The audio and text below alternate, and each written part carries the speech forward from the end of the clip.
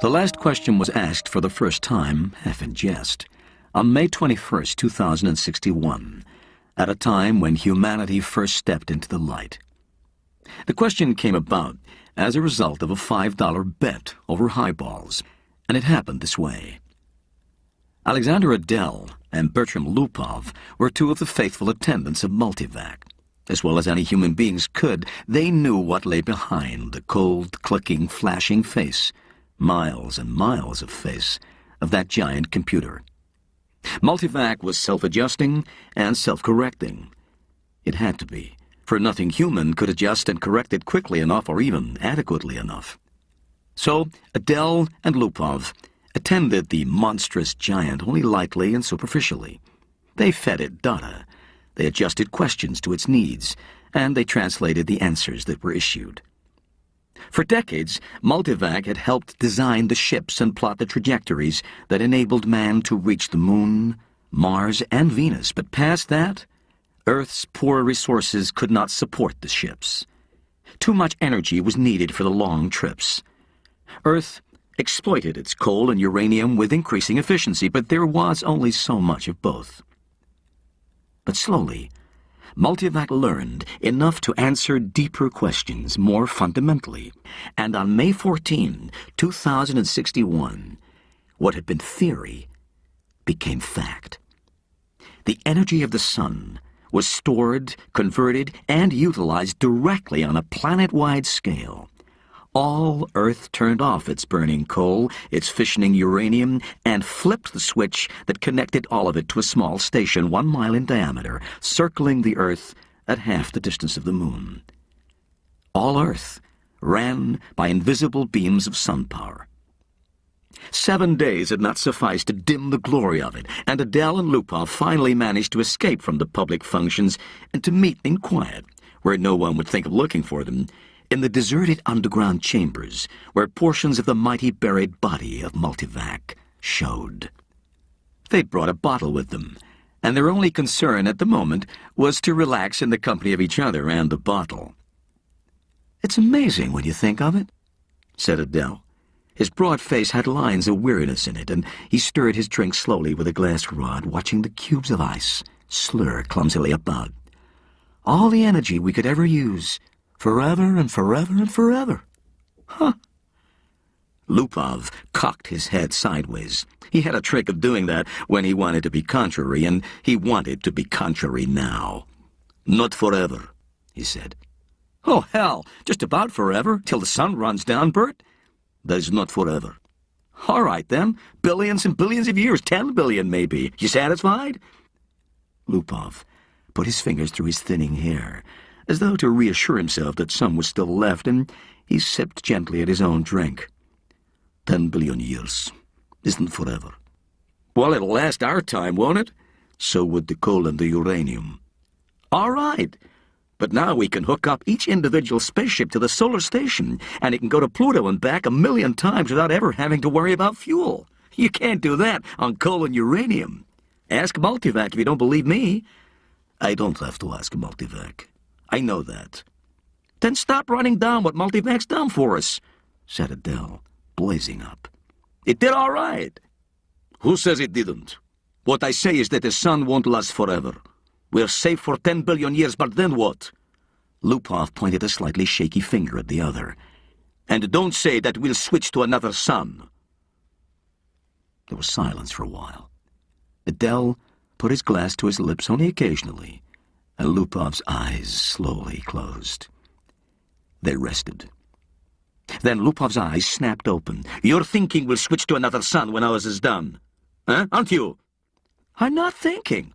"Sure you are. You're weak on logic, that's the trouble with you. You're like the guy in the story who was caught in a sudden shower and ran to a grove of trees and got under one. Oh, he wasn't worried, you see, because he figured that when one tree got wet through, he would just get under another one." "I get it," said Adele. "Don't shout. When the sun is done, the other stars will be gone too." "Damn right they will," muttered Lupov. "It all had a beginning in the original cosmic explosion, whatever that was. And it'll all have an end when all the stars run down. Some run down faster than the others. The giants won't last 100 billion years. The sun will last 10 billion years, and maybe the dwarfs will last 200 billion for all the good they are. But just give us 1 trillion years, and everything will be dark. Entropy has to increase to a maximum. That's all. I know all about entropy, said Adele, standing on his dignity. The hell you do. I know as much as you. Then you know everything's got to run down someday. It was Adele's turn to be contrary. Maybe we can build things up again someday, he said. Never. Why not? Someday. Never. Ask Multivac. You ask Multivac. I dare you. $5 says it can't be done. Adele was just drunk enough to try, just sober enough to be able to phrase the necessary symbols and operations into a question which, in words, might have corresponded to this. Will mankind one day, without the net expenditure of energy, be able to restore the sun to its full youthfulness even after it had died of old age? Multivac fell dead and silent. The slow flashing of lights ceased, the distant sounds of clicking relays ended. And then, just as the frightened technicians felt that they could hold their breath no longer, there was a sudden springing to life of the teletype attached to that portion of Multivac. 5 words were printed. Insufficient data for meaningful answer? No bet, whispered Lupov. And they left hurriedly. Jared, Geraldine, and Jaredette 1 and 2 watched the starry picture in the visiplate change as the passage through hyperspace was completed in its non-time lapse. At once, the even powdering of stars gave way to the predominance of a single bright shining disk, the size of a marble, centered on the viewing screen. That's X-23, said Jared confidently. The little Jaredettes, both girls, had experienced the hyperspace passage for the first time in their lives, and were self-conscious over the momentary sensation of inside-outness. They buried their giggles and chased one another wildly about their mother, screaming, "We've reached X-23! We've reached X-23! Quiet, children, said Geraldine sharply. Are you sure, Jared? What is there to be but sure? Asked Jared, glancing up at the bulge of the featureless metal just under the ceiling. Jared scarcely knew a thing about the thick rod of metal, except that it was called a microvac, that one asked it questions if one wished, that if one did not, it still had its task of guiding the ship to a pre-ordered destination, of feeding on energies from the various subgalactic power stations, of computing the equations for the hyperspatial jumps. Jared and his family had only to wait and live in the comfortable residence quarters of the ship. Someone had once told Jared that the AC at the end of microvac stood for automatic computer in ancient English, but he was on the edge of forgetting even that. Geraldine's eyes were moist as she watched the visiplate. I can't help it. I feel funny about leaving Earth. Why? Demanded Jared. We had nothing there. We'll have everything on X-23. Well, you won't be alone. You won't be a pioneer. There are over 1 million people on the planet already. And then, after a reflective pause, I tell you, it's a lucky thing the computers worked out interstellar travel the way the race is growing. I know,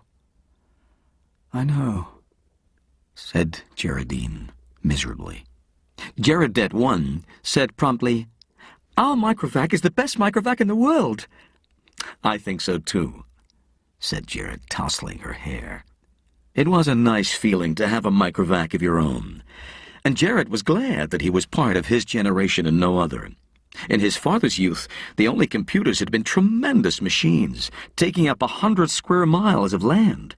There was only one to a planet.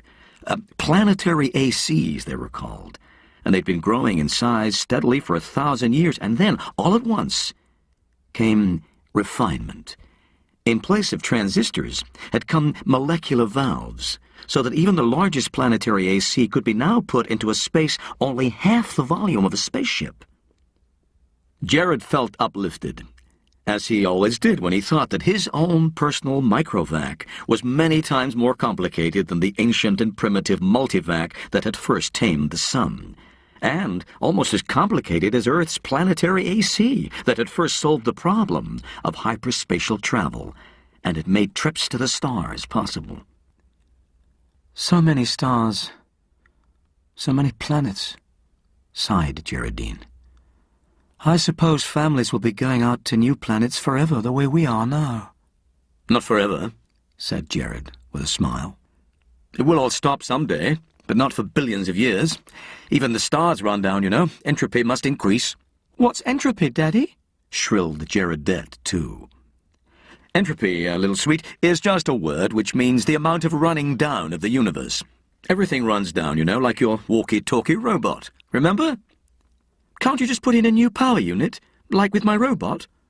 Well, in the universe, the stars are the power units, and once they're gone, there are no more power units.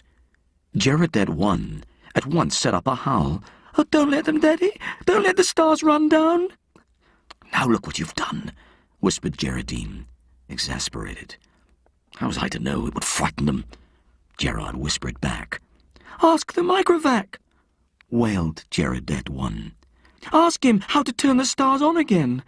Go ahead, said Geraldine. It will quieten them down. Jared shrugged. No, I'll ask Microvac. No, don't worry, he'll tell us. He asked the Microvac, adding quickly, print the answer. Jared cupped the strip of the thin cellufilm and said cheerfully, See now, the Microvac says it'll take care of everything when the time comes, so don't worry. Geraldine said, And now, children, it's time for bed. We'll be in our new home soon. Jared read the words on the cellufilm again before destroying it. Insufficient data for meaningful answer. VJ-23X of Lameth stared into the black depths of the three-dimensional small-scale map of the galaxy and said, Are we ridiculous, I wonder, in being so concerned about the matter? MQ-17J of Nikron shook his head. I think not. You know the galaxy will be filled in 5 years at the present rate of expansion. Both seemed in their early 20s. Both were tall and perfectly formed. Still, said VJ-23X, I hesitate to submit a pessimistic report to the Galactic Council. I wouldn't consider any other kind of report. Stir them up a bit. VJ-23X sighed. Space is infinite. 100 billion galaxies are there for the taking. 100 billion is not infinite, it's getting less infinite all the time. Consider, 20,000 years ago, mankind first solved the problem of utilizing stellar energy, and a few centuries later, interstellar travel became possible. It took mankind 1,000,000 years to fill one small world, and then only 15,000 years to fill the rest of the galaxy. And now the population doubles every 10 years. VJ-23X interrupted. We can thank immortality for that. The galactic AC has solved many problems for us, but in solving the problem of preventing old age and death, it has undone all its other solutions. Yet, you wouldn't want to abandon life, I suppose? Not at all, snapped MQ-17J, softening it at once to, Not yet. I'm by no means old enough. How old are you? 223. And you? I'm still under 200. But to get back to my point, population doubles every 10 years. Once this galaxy is filled, we'll have filled another in 10 years. Another 10 years and we'll have filled 2 more. In 10,000 years, the entire known universe. And then what? VJ-23X said, As a side issue, there's a problem of transportation. I wonder how many sun power units it'll take to move galaxies of individuals from one galaxy to the next. It's a very good point. Already mankind consumes 2 sun power units per year. Most of it's wasted. After all, our own galaxy alone pours out 1,000 sun power units a year, and we only use 2 of those. Granted. But even with 100% efficiency, we only stave off the end. Our energy requirements are going up in a geometric progression, even faster than our population. We'll run out of energy even sooner than we run out of galaxies. Well, there may be some way to reverse entropy. We ought to ask the galactic AC. VJ-23X was not really serious, but MQ-17J pulled out his AC contact from his pocket and placed it on the table before him. "I've half a mind to," he said. "It's something the human race will have to face someday." He stared somberly at his small AC contact. It was only 2 inches cubed and nothing in itself, but it was connected through hyperspace with the great galactic AC that served all mankind. MQ-17J paused to wonder if someday, in his immortal life, he would get to see the galactic AC. He asked suddenly of his AC contact, "Can entropy ever be reversed?" VJ-23X looked startled and said at once, "Oh, I say, I didn't really mean to have you ask that." "Why not?" "We both know entropy can't be reversed. You can't turn smoke and ash back into a tree." "Do you have trees on your world?" asked MQ-17J. The sound of the galactic AC startled them into silence. Its voice came, thin and beautiful, out of the small AC contact on the desk. It said, "There is insufficient data for a meaningful answer?" VJ-23X said, "See?" Z-Prime's mind spanned the new galaxy with a faint interest in the countless twists of stars that powdered it. He had never seen this one before. Would he ever see them all? So many of them, each with its load of humanity, but a load that was almost a dead weight.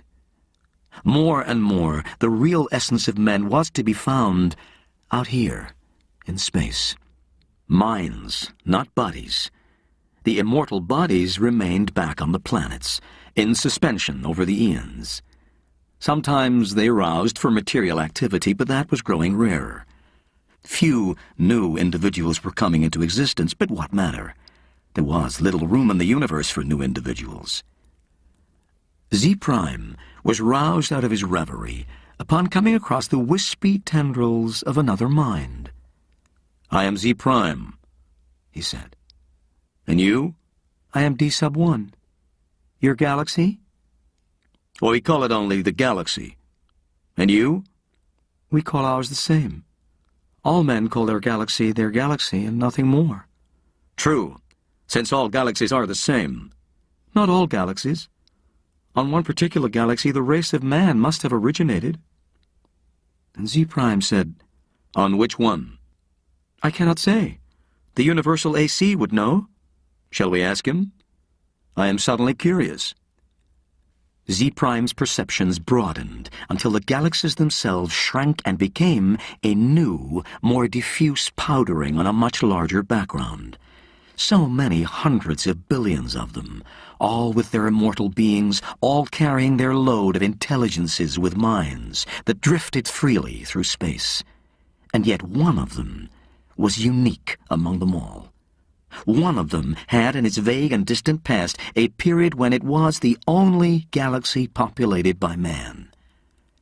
Z-Prime was consumed with curiosity to see this galaxy, and he called out, "Universal AC! On which galaxy did mankind originate?" The Universal AC heard, for on every world and throughout space it had its receptors ready, and each receptor led through hyperspace to some unknown point where the Universal AC kept itself aloof. The day had long since passed, Z-Prime knew, when any man had any part of the making of a Universal AC. Each Universal AC designed and constructed its successor, in which its own store of data and individuality would be submerged. The Universal AC interrupted Z-Prime's wandering thoughts, not with words, but with guidance. Z-Prime's mentality was guided into the dim sea of galaxies, and one in particular enlarged into stars. A thought came, infinitely distant, but infinitely clear. This is the original galaxy of man. But it was the same, after all. The same as any other. And Z Prime stifled his disappointment. D sub 1, whose mind had accompanied the other, said suddenly, "And is one of these stars the original star of man?" The Universal AC said, "Man's original star has gone nova. It is a white dwarf." "Did the men upon it die?" asked Z Prime, startled and without thinking.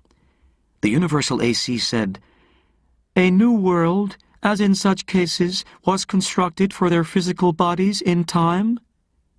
"Yes, of course," said Z Prime. But a sense of loss overwhelmed him even so. His mind released its hold on the original galaxy of man. He never wanted to see it again. D sub 1 said, "What is wrong?" "The stars are dying. The original star is dead." "They must all die. Why not?" "But when all energy is gone, our bodies will finally die, and you and I with them." "It will take billions of years."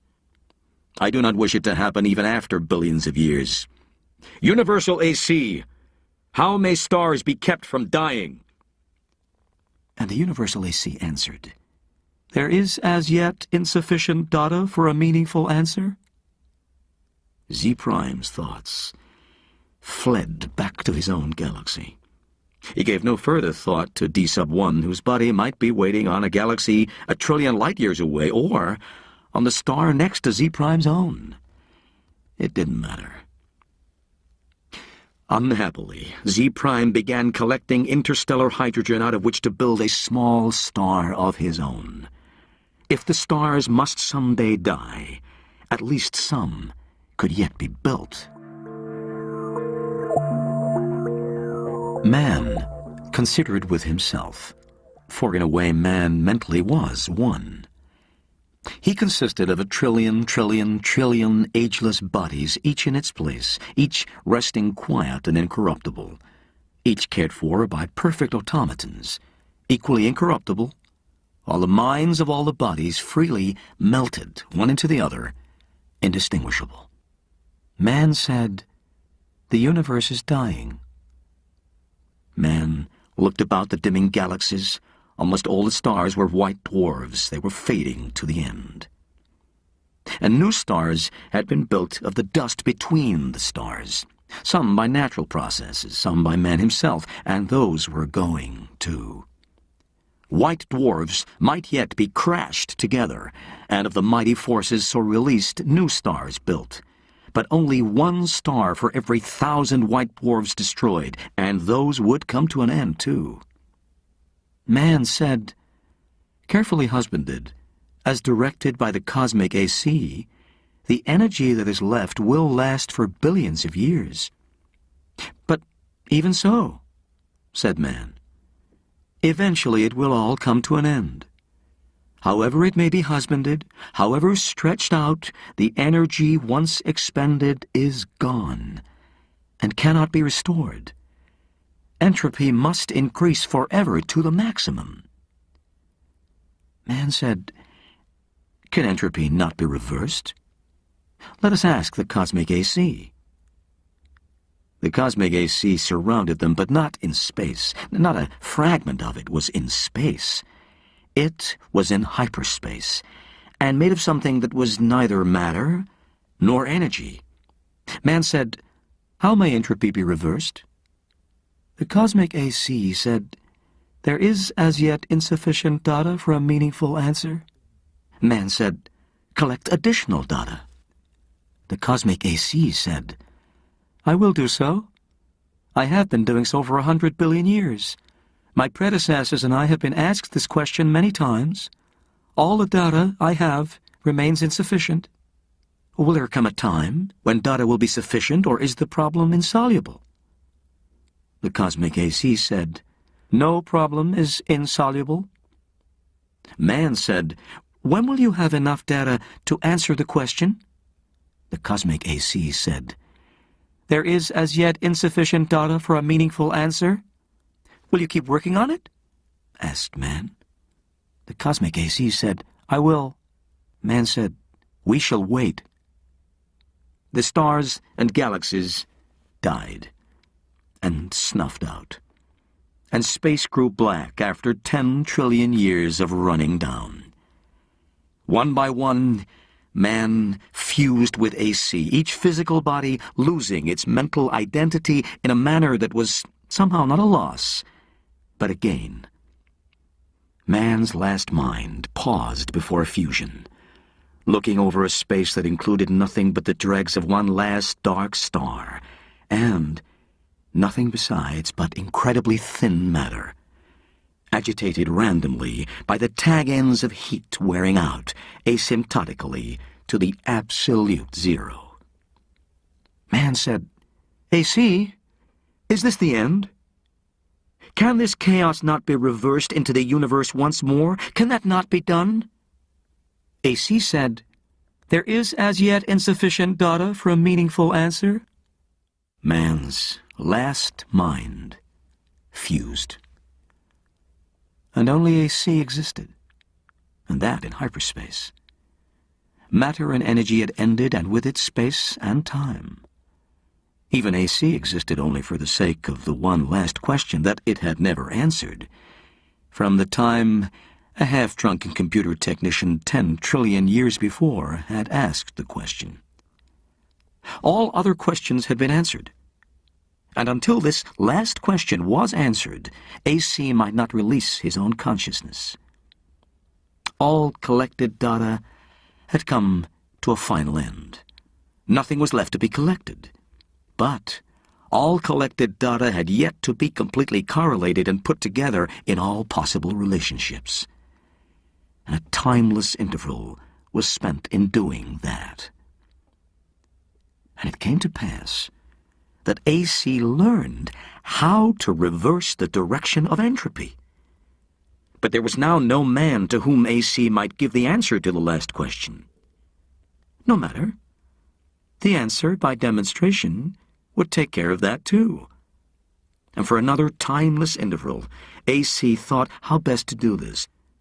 The consciousness of AC encompassed all of what had once been a universe and brooded over what was now chaos. Step by step, it must be done. And AC said, Let there be light. And there was light.